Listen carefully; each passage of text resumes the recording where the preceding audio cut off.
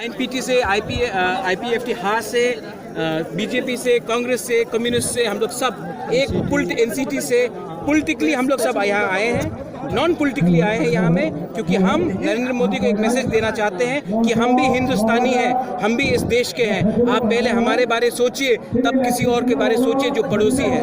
ये हमारा संदेश है और ये नॉन पॉलिटिकल है, क्योंकि ये this is about a existence. इसमें हम अपना पॉलिटिक्स को छोड़कर जाति के पहले बात करेंगे।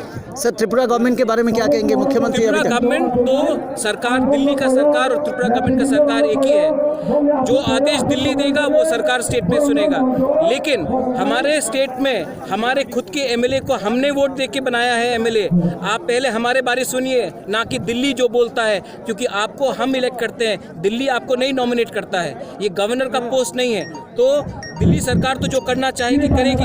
हमें अपने स्टेट से ये सवाल पूछना है कि आप सिर्फ आंदोलन करते हो, आप कोई कॉन्क्रीट स्टेप्स नहीं लेते हो। हम सब यहाँ में हैं, हम सब में यहाँ में कोई एक समय में एमएलए रहा है, कोई पॉलिटिकल पोस्ट होल्ड करता है, लेकिन आज हमने अपने पॉलिटिक्स को पीछे छोड़ा है और अपने जाति को आगे रखा है। जो आज एमएलए है, जो 60 एमएलएज हैं असेंबली में, उनको मैं पूछना चाहता हूँ आप क्या कर रहे हैं अपने स्टेट के लिए। सर, चुनाव से पहले बीजेपी ने जो वादा किया था, क्या वो लगता है चुनाव के गवर्नमेंट आने के बाद मुकर गई है बीजेपी?